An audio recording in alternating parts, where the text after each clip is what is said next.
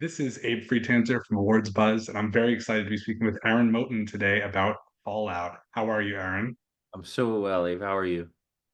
Good, good. Did you grow up playing this video game? No, no, I grew up playing video games, but I always missed this one. Friends always told me to play it, so I would have recognized, the poster from it, but no, I didn't. What's your take generally on, post-apocalyptic worlds like TV and movies and all that? Is that something you felt you were familiar with? Yes, I love them. I mean, some of my favorite films. I'm a big film nerd. I'm always on Criterion. I love that they have the 24/7 stream now that I can just have anything play. But the first Planet of the Apes is one of my all-time favorite films. I mean, it still holds up. The world of ours, but totally changed and reinvented almost. I think that there's a big crossover between Criterion devotees and Fallout fans. Is that a space that exists beyond you?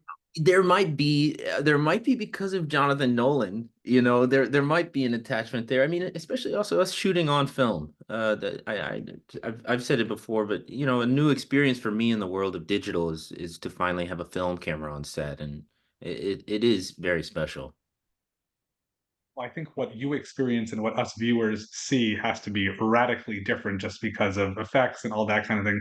What is it like shooting the show and then seeing the finished product? How different is that?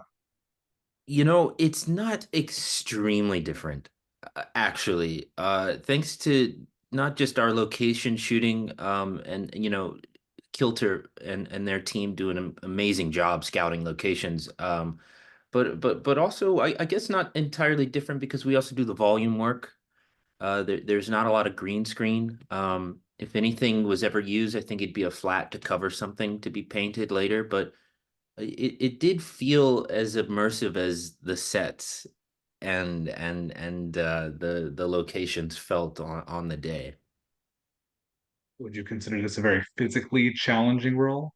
Extremely. Yeah, well, you know, I I'm 35, and my body just doesn't recover like it used to.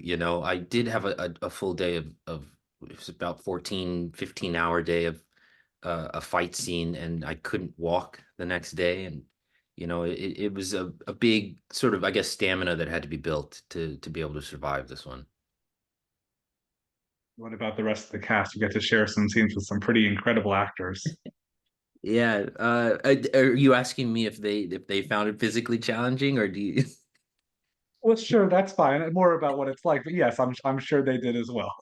Yeah, no, it was certainly a challenge for all of us for different reasons. I know Walt and I talked a lot about the heat in filming in New York while he was there, and it was something that really had to be addressed at times because not only his safety, but also we want him to be able to continue making the amazing character that he had been creating in the Ghoul and Cooper Howard. But they are amazing. Ella Purnell as well, one of my favorite actors I've ever worked with in my life, and I mean that from a relationship standpoint. I think it's rare to find what I feel I have with Ella, which is a real true in the word sense of play every time we show up to set together and creating the thing in the moment. Yeah. What is it like working with creatives like Jonathan Nolan? Well, it's impressive. I mean, from my subjective perspective, I mean, that guy is the best director working in TV. And I say that because he's like the conductor of the orchestra who's played every instrument a little bit. He knows so much about each department and what it takes for each department to be able to achieve what he is asking them to achieve.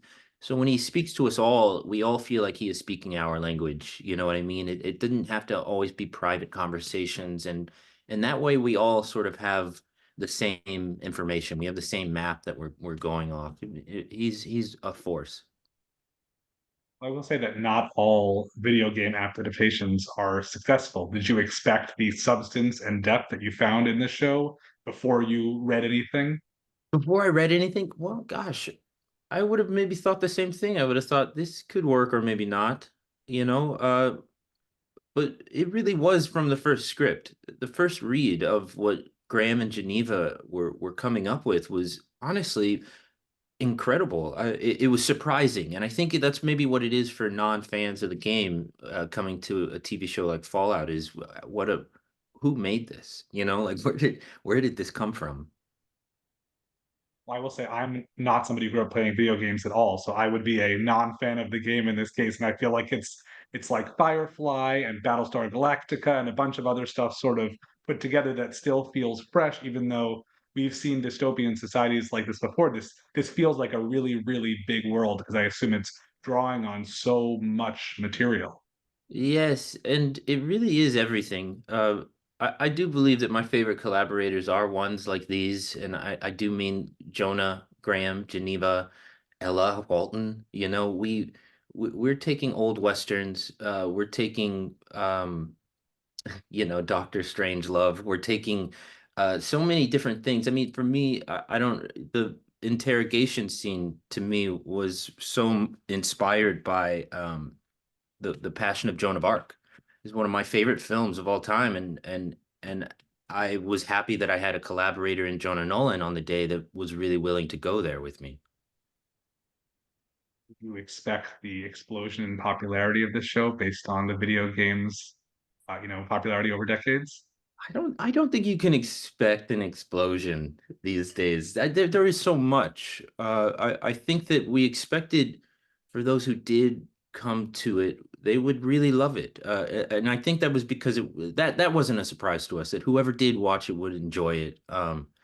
From our experience of filming it and even early cuts that we were shown, you know, it seemed special, it seemed new. And you can't ask for anything more, especially the word new of an adjective with something in television these days. I was at South by Southwest and got to go to the activation for the show, but I didn't get to see it there. What was it like just being surrounded by an audience for this experience? Oh, wow. That was really special for me. Also, it's my hometown, Austin. You know, I I was sort of nervous about coming, and I got off the plane, and you know, a guy was asking for an autograph, and the first thing he said to me was "Welcome home," by the way. And you know, he had looked it up, and I thought like, oh, that really meant a lot to me, you know. But it was really special to be there, to be surrounded by you know, actors as well playing out parts, and and just the sort of the vibe of what the wasteland world is, sort of in the middle of downtown Austin. It was really special. Don't want to get either of us in trouble, but is there anything non-spoilery that you can preview about what might be ahead for vibe-wise, let's say, for season two?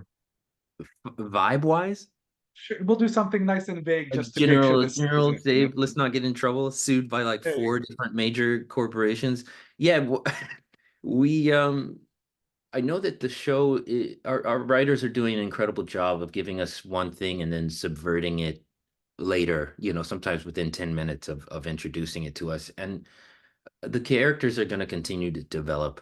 And I think that's really exciting. I think we may not recognize them, you know, later from the beginning, or perhaps it's more like, you know, I always love this old adage about playing major characters, and they say it for like Shakespeare things. It's like it's only Hamlet at the end of the play. You know, you just walk out there, you know, people will think about the beginning earlier, or you know, they'll think about the beginning later once they've seen it all, but this is only the beginning, and I thought a very, very good start. word of advice do you have for people who will discover you and say, I want to go back and see what Aaron's done and watch Next and Disjointed? What should they expect within your filmography? In my filmography, they should expect me to be very different. It's a different world to step into any other part I've played. Very, very, very different. And that's fun. That's exciting, I think, for some people to see. Um, if I could give them a little hint into something that they should check out is the play The Flick by Annie Baker. That's a part that I originated, and I think it's one of the most beautiful things I've ever gotten to be a part of. Where can people find that? Oh, just find it a bookstore, just or online. I'm sure you can find the play, but give it a read. It's really worth your time. Great. And I'm sure this will keep you busy for a while, but is there something you're itching to do next when you do have time? Oh, I do have some time, and yeah, I'm looking. I think it's important to try to continue to find that feeling of collaborators. And it's not like you want everybody to be Jonathan Nolan. It's just that you want to find the feeling of being excited for something again. You want to feel like you're struck by lightning. I think often a lot of us actors want to pretend like we've been struck or hit by a script, and I think it's important to give yourself time to change. Based on your criterion enthusiasm from earlier in the conversation, I'm sure if I asked you to name your favorite classic movies, you'd have a lot of answers. But we like at Awards Buzz to focus on something you've seen recently, maybe on television, a show or a performance that you feel is particularly awards worthy. Oh, recently, boy, I really does it have to be a television show? No, let's do something else. Um, I really I really liked what did I see recently? Well, I mean, Dune. I thought Dune was very special. I think it's a really incredible world that they've built. I'm sorry that I stayed in the sci-fi realm, but you know, um, I just think that that has to be a feat for a director.